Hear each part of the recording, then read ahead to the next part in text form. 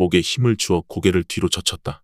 사고의 충격으로 고장이 난 좌석 등받이에서 삐걱거리는 소리가 요란하게 울려 퍼졌다. 그 소리에 나는 가슴이 철렁했지만 이런 상태에선 몸을 움직일 수가 없어서 고장이 난 좌석에 앉은 채로 차창 밖을 향해 겨우 시선만 돌렸다. 몇백 년은 됐음직한 은행나무를 향해 가속 페달을 힘껏 밟았던 그는 차창을 깨고 튕겨나가 보니 위에 널브러져 있었다. 그 정도 충격으로 부딪혔으니 안전벨트조차 제 역할을 하지 못한 것은 너무나 당연했다. 눈동자만 돌려 운전석을 보았다. 부서지고 찢어진 운전석 쪽 안전벨트가 약 올리듯 대롱대롱 매달려 있었다. 내 몸을 가로질러 채워져 있는 조수석 쪽 안전벨트가 무사히 나를 지켜냈다는 사실에 기뻐해야 할지 아니면 슬퍼해야 할지 알 수 없는 상황이었다. 깨진 유리조각이 달빛에 반짝거렸다. 종이로 만든 물건처럼 힘없이 우그러졌을 범퍼와 보닛 사이에선 아까부터 잿빛 연기가 올라오고 있었다. 연기 사이로 언뜻 그녀의 슬픈 표정이 떠올랐다. 주인공이 죽는 영화나 소설을 보고 나면 자기도 모르게 입술을 동그랗게 만들어서 나를 웃게 만들던 그 표정이 은행나무의 거친 표면 위에 떠올랐다가 사라지는 것 같았다. 현실에선 있을 수 없는 헛것으로 인해 온몸에 소름이 돋았다. 오싹한 느낌에 나 자신이 아직 죽지 않았다는 사실을 깨달았다. 저승에서 누군가가 나를 데리러 온다면 분명 그녀일 거라는 상상을 가끔씩 해오던 터였다. 어떤 모습과 표정으로 나타날지는 전혀 감을 잡을 수가 없었다.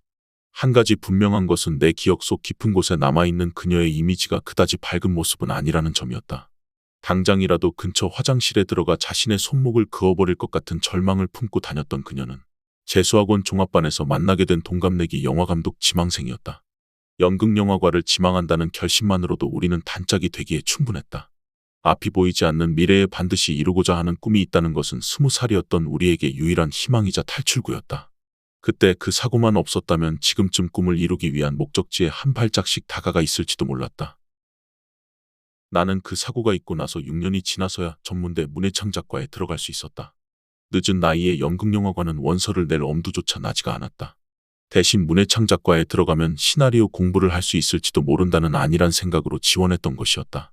하지만 막상 들어가 보니 내 생각이 얼마나 어리석었던 것인지 금방 알게 되었다. 문학이란 영역에 대한 공부는 생각보다 어려웠다. 그런 만큼 영화를 만들어 보겠다는 내 꿈은 두 학기를 보낸 뒤 졸업학년이 되었을 땐 옛 추억의 일부분으로 잊혀져 가고 있었다. 영화와 관련된 모든 추억이 술자리 안주거리로 녹아 없어지고 있을 때 그때 그가 내 앞에 나타났다. 갓 들어온 후배들에게 선배라는 호칭으로 불리는 상황이 아직은 낯설게 느껴지던 시기였다. 과수석으로 들어왔다는 그는 신입생 환영회에서 단연 돋보이는 존재였다.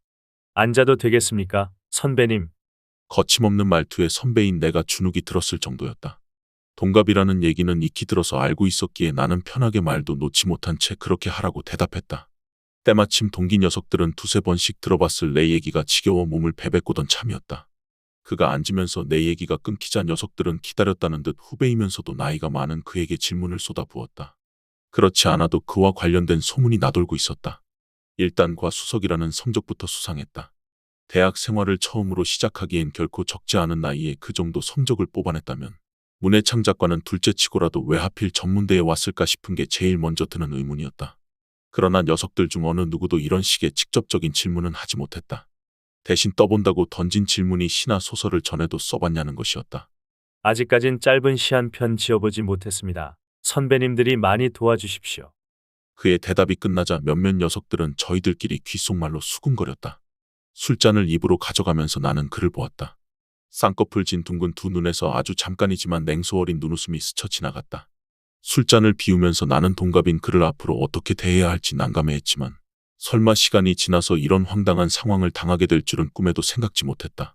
한치 앞에 놓인 현실도 알지 못하는 내가 우연을 가장한 그와의 기막힌 인연을 눈치채기란 처음부터 아예 불가능한 일이었다. 차창이 있던 앞으로 잿빛 연기가 스멀스멀 흘러들어왔다. 죽음과도 같은 매캐한 냄새에 나도 모르게 재채기가 연달아 터져나왔다.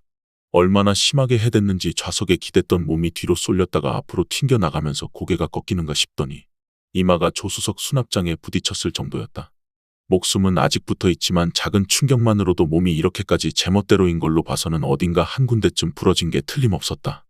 부러진 곳에 아픔을 느끼지 못하는 이유는 평상시 겪어보지 못한 사고의 충격 때문인 것 같았다. 말도 안 되는 소리를 짓거리며 그는 기어를 바꾸고 나무를 향해 무작정 가속 페달을 밟았다.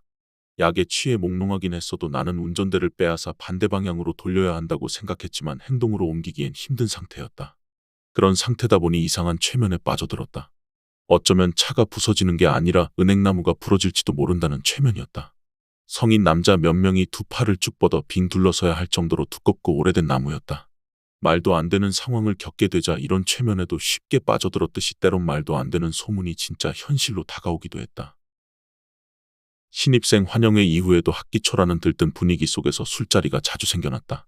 별별 구실을 만들어서 갖다 붙이는 무리는 군대를 갔다 와 복학한 녀석들이었다. 그들은 두 놈 이상이 모였다 하면 술로 밤을 지새우기 일쑤였다. 복학생 3명과 함께 예비군 훈련을 받았던 그날, 우리는 지하에 있는 식당에서 초저녁부터 잔을 기울였다. 무슨 중요한 훈련이라도 마치냥 나를 포함한 4남자는 자리에 앉아 다리를 쭉 뻗은 채 껄렁껄렁한 모습으로 안주와 술을 시켰다. 4명 모두 똑같이 윈옷을 풀어헤쳐 땀을 식히는 모습이 영락없는 동네 양아치였다.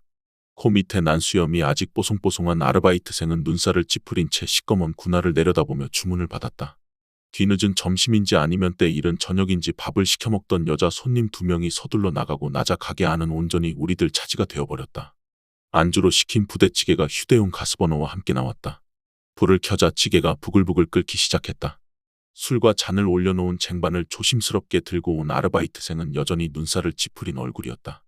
여기 잔 하나 더 갖다 주세요. 쟁반 위에 있던 물건을 하나씩 내려놓던 아르바이트생한테 복학생 중 한 명이 말했다. 예비군 훈련에 참가했던 사람 중 한 명인 그가 아직 오지 않은 상황이었다. 나와 나이가 같은 그 후배는 여기 들어오기 전에 잠깐 어디 좀 다녀오겠노라고 말한 뒤 학교 앞 큰 길가 쪽으로 급하게 뛰어갔었다. 성욱 후배님, 그 양반하고 친하십니까? 복학생들은 나보다 나이가 어렸지만 학번으로는 무려 3년이나 앞선 선배들이었다. 파릇파릇한 후배들과 어울리길 기대하며 학교에 돌아와 보니 자기들보다 나이가 많은 후배가 하나도 아니고 둘씩이나 버티고 있는 현실에 실망이 이만저만 아니었을 터였다. 게다가 학교를 떠나 있었던 공백만큼 쌓여버린 어색함 때문에 적응하지 못하고 걷도는 모습이 내 눈에도 보일 정도였다. 상황이 그럴수록 복학생들은 자기들끼리만 뭉쳐 다니느라 후배와 어울리지 못했다. 옆에서 지켜보며 안타깝다고 여기던 와중에 시간을 함께 보낼 수 있는 기회가 찾아온 것이었다. 남자에게 군대라는 공통소재는 언제든지 무리를 결집시키는 묘한 힘을 갖고 있었다. 떠도는 소문도 이상하고 어째 사람도 너무 어두운 것 같던데요. 나에게 후배님이라는 호칭을 붙여준 녀석이 인상을 구기며 말했다. 글쎄요, 동갑이긴 해도 학년이 틀리니까 자주 만날 기회가 없어서. 말끝을 흐리며 나는 출입문 쪽을 힐끗 보았다. 확실히 예비군 훈련장에서 그는 첫인상과 상당히 다른 모습을 보였다.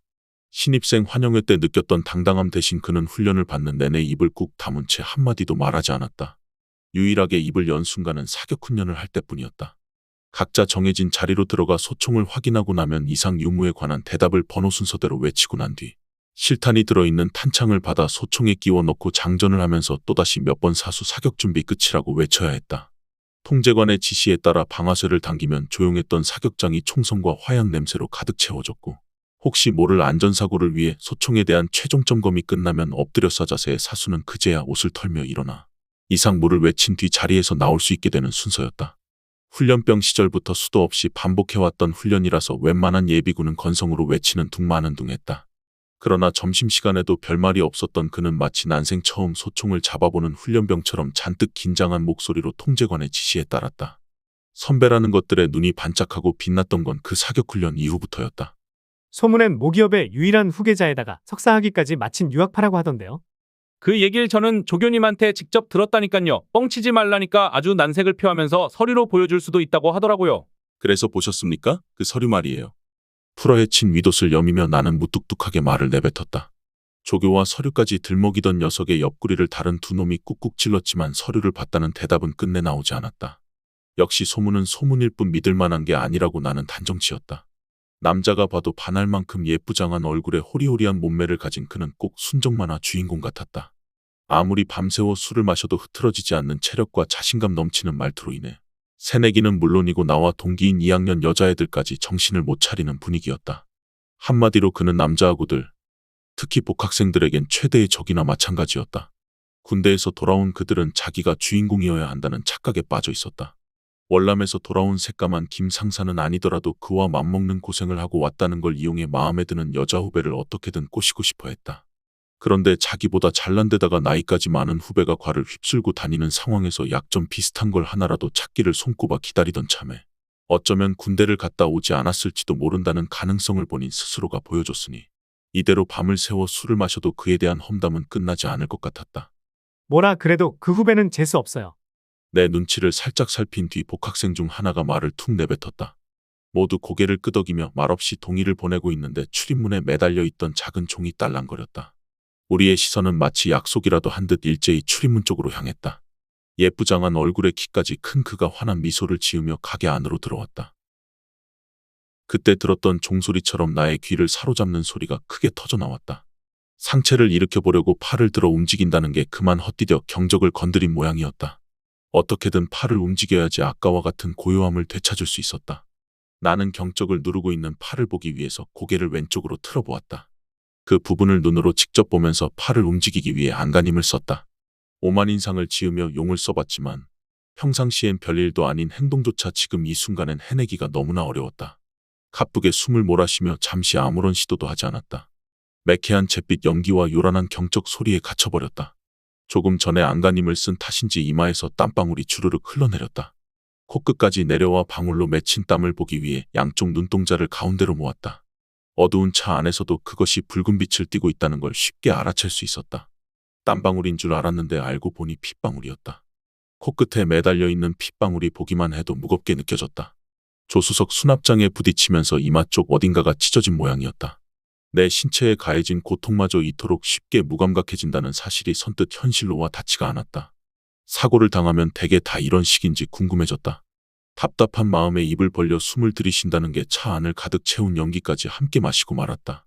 겨우 알사탕 하나 정도 들어갈까 말까 할 정도로 입을 벌렸음에도 연기는 한 움큼이나 들어와 속을 메스꺼리게 만들었다. 잔기침을 하고 있는데 귀신처럼 다가온 연기가 이번엔 코를 자극하기 시작했다. 시원하게 재채기나 했으면 좋겠다고 생각하는 순간 연달아 2번이나 재채기가 터져나왔다. 그 힘에 팔이 살짝 밀려 운전대 밑으로 힘없이 떨어졌다. 시원한 기분에 조용해지기까지 얼마나 좋은지 모르겠다. 눈동자를 다시 모아 코끝을 보았다. 얼굴이 들썩일 정도로 재채기를 했는데도 핏방울은 여전히 매달려 있었다. 자유롭게 움직일 수 있는 상태에서 온몸을 마구 흔들어 보아도 그것은 밑으로 떨어지지 않을 것 같았다. 내 숨소리에 맞춰 조심스럽게 떨리긴 했어도 핏방울은 초강력 자석에 붙은 타원형의 쇳덩어리처럼 도저히 떼어낼 수 없어 보였다. 20살에 만났던 그녀도 마찬가지였다. 같은 꿈을 가지고 있다곤 해도 나는 그녀한테서 친구 이상의 감정을 느끼지 못했다. 그러나 그녀는 나와 달리 자신의 감정에 매우 적극적이었다. 항상 어두워 보이다가도 나와 만날 때만큼은 미소를 짓곤 했다. 슬플 때 나오는 웃긴 표정보다 그녀는 미소를 짓는 게 훨씬 더 예뻤다. 왕방울만한 두 눈이 초승달로 변하면 평상시에 우울해 보였던 분위기조차 한순간에 사라지는 그런 미소였다. 성우가 우리 영화 한번 만들어 볼까? 학원 옥상에서 그녀가 미소를 지으며 나에게 말했다. 처음엔 그 말의 의미가 무엇인지 확실하게 알 수가 없었다. 연극영화과를 지망했지만 내가 당장 영화를 만들어 볼 수 있으리라는 생각은 한 번도 해보지 않았다.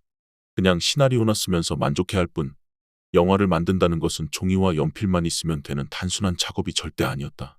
그녀가 말한 게 진짜로 영화를 찍어보자는 의미였다는 걸 알게 되고 나서 제일 먼저 떠오른 건 제작비였다. 우린 둘 다 재수생이었다.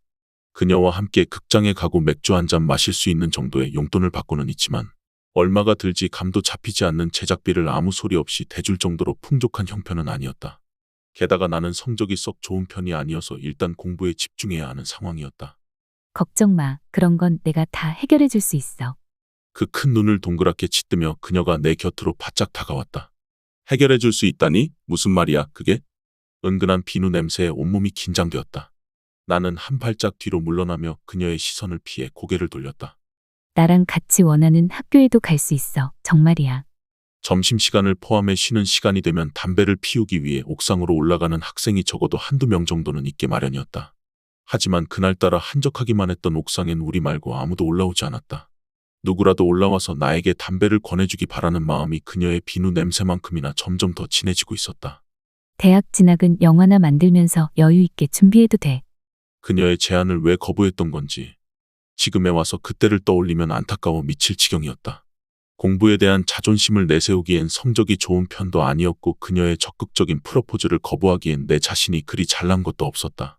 사실 그녀는 꾸미지 않아서 그렇지 화장 안 한 얼굴만으로도 꽤 예쁜 편이었다. 마땅한 영정이 없어서 죽기 얼마 전에 찍은 사진을 확대해 놓은 장례식장에서도 나는 그 사실을 다시금 깨닫고 있었다. 억지로 확대해서 약간 흐릿하긴 했어도 초승달로 변한 그녀의 눈웃음은 절대 잊히지가 않았다. 그리고 장례식장을 가득 채우고 있던 다양한 크기의 각종 화환도 잊을 수가 없었다. 마치 유명인사의 장례식장인 듯 그곳엔 각종 매체에서 온 기자들로 분주했다. 그런 상황임을 인지한 순간 나는 정신이 아득해지면서 자책감에 빠져들었다. 아울러 이 모든 게 내 잘못인 것 같아지면서 그녀와의 관계를 누군가 눈치채지 않을까 싶어 두려워졌다. 거기서 빠져나오고 나서부터 그 두려움이 잦아들기까지는 많은 시간과 노력이 필요했다. 이제야 극복했다고 생각했는데 그녀의 존재는 저놈의 핏방울처럼 아직도 끈질기게 달라붙어 있었다. 이를 꽉 악물었다. 코 주위의 근육을 움직이기 위해 집중했다. 아무리 찰싹 달라붙어 있어도 쟤까짓 얼마나 버틸 것인가. 콧구멍을 벌렁거리다가 코끝을 좌우로 움직였다. 처음엔 꿈쩍도 하지 않았던 핏방울이 흔들리기 시작했다. 조금만 더 하면 떨어뜨릴 수 있을 것 같았다. 어금니를 담은 양쪽 턱이 단단해졌다. 피가 둥근 방울로 만들어지더니 이내 밑으로 떨어져 바닥을 적셨다. 드디어 떨어뜨렸다는 기쁨의 미소가 새어나오는데 이마에 생긴 상처가 슬슬 아리기 시작했다. 고통을 느낄 수 있게 되었다는 건 신경이 정상으로 돌아오고 있다는 의미였다. 조금만 있으면 허리도 펴고 팔도 마음대로 움직일 수 있게 될 거라는 희망이 생겼다.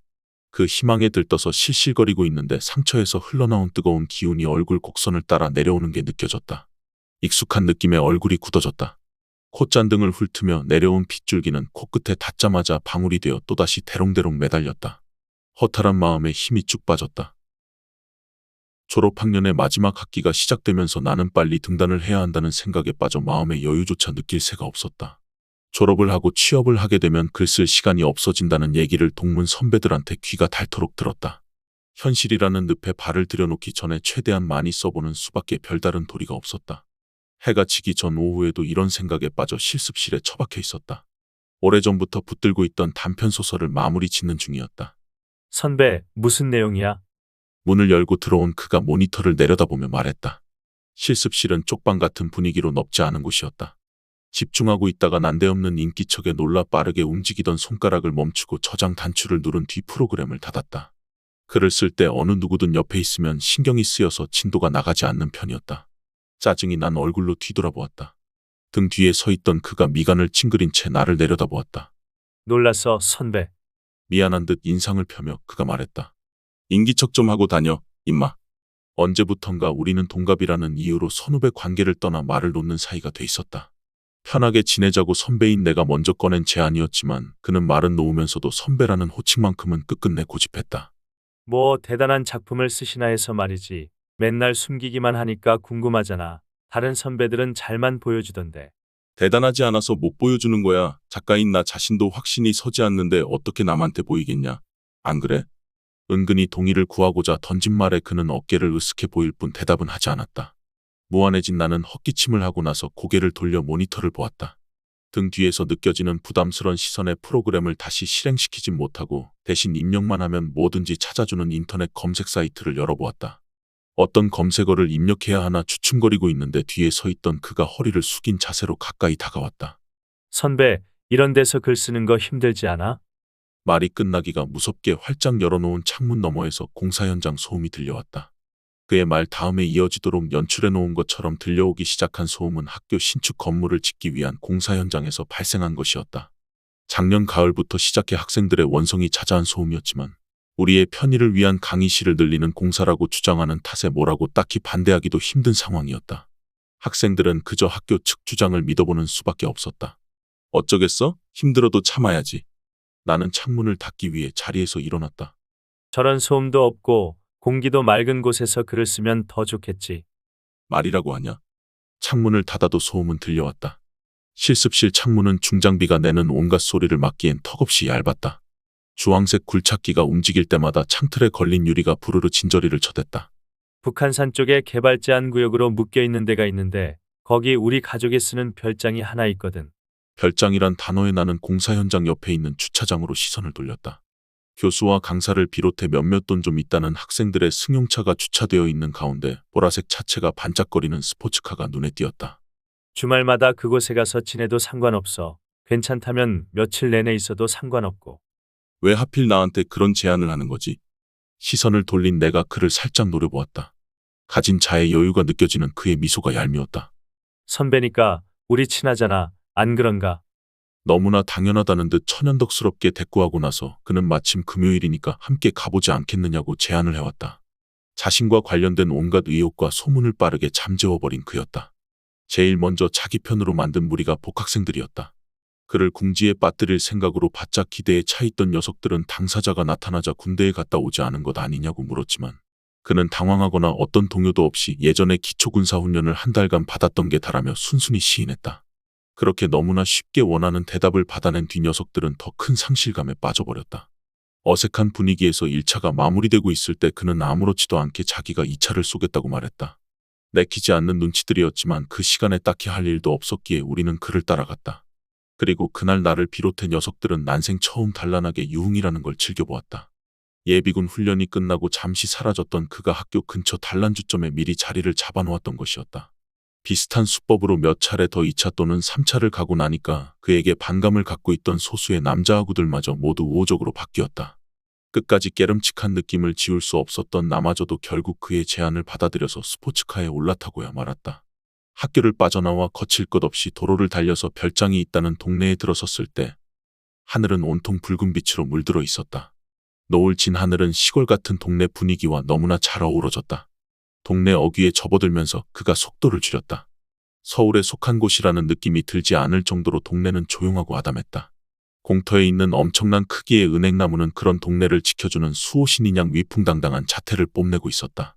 몇백 년쯤 살았다는데 정확한 나이는 잘 모르겠네. 차창 너머로 은행나무를 보고 있던 나에게 말하고 나서 그가 속도를 높였다. 동네를 가로지르는 길은 산으로 곧장 이어져 있었다. 포장이 잘 되어 있다 하더라도 산길이라서 그런지 약간 덜컹거렸다. 그렇게 5분쯤 올라가 보니 그가 말한 별장이 시야에 들어왔다. 3층짜리 목조 건물로 영화에서나 봤을 법한 깨끗한 건물이었다. 모든 상황이 엉망진창이 된 지금이야 다시는 보고 싶지 않은 곳이 되었지만 겨우 몇 시간 전까지만 하더라도 저런 곳에서 글을 쓸 수 있게 되었다는 기쁨에 가슴이 설레었다. 그러나 그 설렘도 잠시뿐. 나는 두려움에 긴장해야 했다. 우아한 느낌의 문을 열고 별장 안으로 들어갔을 때 맨 처음 우리를 맞이해 준 것은 다름 아닌 덩치 큰 개였다. 그 개는 낯선 나를 발견하고 날카로운 이빨을 노골적으로 드러냈다. 불타오르는 듯한 황갈색 눈과 마주쳤을 땐 나도 모르게 뒷걸음치고 말았다. 쫑, 엎드려. 차분한 목소리로 그가 말하자 개는 제자리에 납작 엎드렸다. 덩치만 컸지 순둥이야. 너무 겁먹지 마. 겁은 무슨. 말은 그렇게 했어도 나를 뚫어져라 노려보는 개의 시선을 의식하지 않을 수 없었다. 입안이 바짝바짝 타들어갔다. 평상시 개를 무서워하는 건 아니었지만 이놈은 뭔가 다르다는 느낌이 들었다. 무슨 종이야? 흔한 똥개는 아닌 것 같은데. 두렵지 않다는 걸 보여주기 위해서 나는 짐짓 태연한 척했다. 도베르만 핀쉐르라고 독일에서 만든 품종이야. 보통은 줄여서 도베르만이라고 부르지. 자기 얘기한다는 걸 알았는지 놈이 뾰족한 두 귀를 쫑긋거렸다. 어렸을 때부터 키웠더니 정이 많이 들어서 여기 올 때마다 데리고 오곤 해. 아, 그래? 도베르만 예전에 그런 제목의 프랑스 액션 영화가 있었는데 어쩐지 낯익다 했더니 그게 기억나서 그랬나 봐. 말하며 쫑을 내려다봤지만 여전히 친숙한 느낌은 들지 않았다. 선배는 정말 영화를 많이 좋아하나 봐. 쫑의 머리를 쓰다듬던 그가 걸음을 옮기자 놈도 주인의 뒤를 쫓아 주방 쪽으로 걸어갔다. 자주 얘기했잖아. 예전엔 영화 감독이 꿈이었는데 잘 되지 않았다고. 나도 그를 따라간 다음 식탁 앞에 놓여있는 의자에 앉았다. 그는 냉장고에서 맥주를 꺼냈다. 누구나 다 마찬가지지. 진정으로 이루고자 하는 꿈은 생각처럼 잘 안 되기 마련이잖아. 병뚜껑을 따서 잔에 맥주를 따른 뒤 나에게 건네주었다. 거품이 적당하게 올라와 있는 게 보기만 해도 갈증이 사라질 것 같았다. 미처 이루지 못한 꿈을 위하여. 그가 말했고 우리는 건배를 했다. 예상한 대로 맥주는 시원했다. 긴장한 탓에 바짝 타들어간 입안이 촉촉해지자 담배가 피우고 싶어졌다. 나는 바지 주머니에 손을 집어넣으며 담배를 피워도 되는지 물어보았다. 쫑이 담배 연기를 별로 좋아하지 않아서 말이야. 그의 대답에 나는 담뱃갑을 반쯤 꺼내다 말고 도로 집어넣었다. 저쪽 방으로 들어가자. 무안해진 나를 보며 그가 맞은편에 있는 방을 가리켰다. 나는 냉큼 자리에서 일어나 방 안으로 들어갔다. 진한 갈색 개통의 벽지가 우중충한 분위기를 자아내고 있었지만 적당한 위치에 배치된 가구와 먼지 한 톨 나오지 않을 것 같은 깔끔함 덕분에 마음이 편안해지는 곳이었다. 주위를 둘러보고 나서 책상 앞에 놓여있는 의자에 앉았다. 책상 위에 거꾸로 엎어놓은 작은 액자를 보면서 맥주를 한 모금 마시는데 그가 애완견 쫑과 함께 안으로 들어왔다. 방으로 들어온 쫑은 너무나 자연스럽게 침대 옆으로 걸어가더니 자리를 잡고 앉았다. 쫑, 밖으로 나가야지. 단호한 말투로 그가 말하자 쫑은 아쉽다는 듯 자리에서 일어나 밖으로 나갔다. 그제야 문을 닫은 그가 뒤돌아서더니 귀에 꽂아놓은 담배를 뽑아들어 나에게 권했다. 찌그러진 담배보다 낫겠지 싶어 아무런 의심 없이 입에 물었다. 다른 담배에 비해 향이 더 진하다고 느낀 순간 그가 라이터로 불을 붙여주었다. 깊게 빨고 나서 연기를 내뿜자 풀냄새에 가까운 향기가 방 안에 가득 피어올랐다. 동네 사람들이 뭐라고 하네. 애완견치곤 위협적인 것 같은데. 글쎄, 특별히 무슨 불평 같은 건 들어본 적이 없는데. 그는 나와 마주보기 위해 책상 옆에 있는 침대에 걸터 앉았다. 삐걱거리는 소음도 없이 가볍게 출렁거리는 게 한 번쯤 누워보고 싶었다. 이 방 말이야, 별장으로 쓰기 전에 여기서 살 때는 내 동생이 쓰던 방이었어. 옛 추억을 떠올리듯 그의 시선이 허공에서 맴돌았다. 벽지를 보니까 남동생 취향이 독특했을 것 같네. 여동생이야, 남동생이 아니고. 방 안 분위기 때문에 당연히 남동생일 거라고 추측했던 나는 무안함을 느끼며 잔을 비웠다. 괜찮아. 워낙 취향이 독특한 애라서 오해를 많이 받곤 했으니까. 겨우 맥주 한 잔에 취할 내가 아닌데 몸이 나른해지면서 그가 흐릿하게 보이기 시작했다. 이란성 쌍둥이이긴 했지만 나랑 많이 닮았었지. 그래? 너랑 닮은 여동생이라면 되게 예쁘겠다야. 당연히 예뻤지. 선배도 예전에 자주 봤기 때문에 잘 알 텐데 딴소리는. 말끝을 흐리며 미소를 지은 그가 자리에서 일어나 책상 앞으로 걸어갔다. 정신을 차리려고 애를 쓰면 쓸수록 눈앞에 있는 모든 게 안개에 휩싸이듯 뿌옇게 변했다. 그는 책상 위에 거꾸로 엎어놓은 작은 액자를 똑바로 세웠다. 나는 담배를 한 모금 빨아들인 뒤 코와 입으로 연기를 내뿜었다. 당황스러울 정도로 정신이 아득해졌다. 내 옆에 있는 얘가 바로 동생이야. 한번 봐봐. 고개를 돌려 액자 안에 있는 이란성 쌍둥이 남매를 보았다. 내 앞에 서 있는 저 얼굴 옆으로 20살적 같은 꿈을 꾸었던 그녀가 서 있었다. 상당히 닮긴 했지만 확실히 일란성 쌍둥이처럼 똑같지는 않았다. 동생만큼은 나와 같이 집안의 뜻에 매여 살지 않기를 바랐어. 의자에 앉아있기도 힘들었다.